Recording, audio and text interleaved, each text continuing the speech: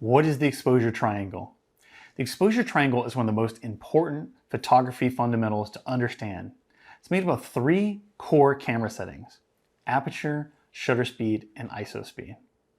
These three settings work together to control how bright or dark your photo appears, also known as exposure.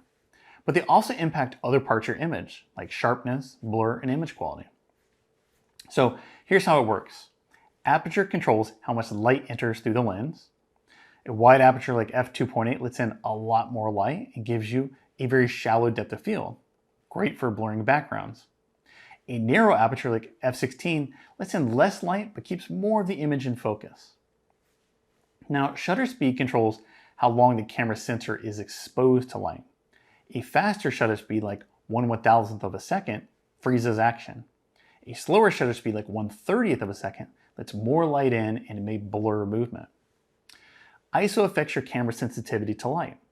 A ISO like 100 gives you a clean, crisp image, while a high ISO like 3200 brightens your photo, but it can also introduce grain or noise to the image.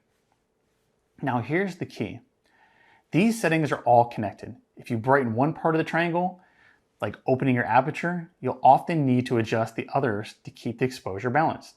So for example, if you're shooting a low light and want to avoid blur, you might use a wide aperture and increase the ISO. But if you increase the ISO too much, you could get noise in your image. So take a look at this diagram on screen. You see how each corner of the triangle affects light, motion, and image quality. This is all about trade-offs and finding the right combination for the scene you're shooting.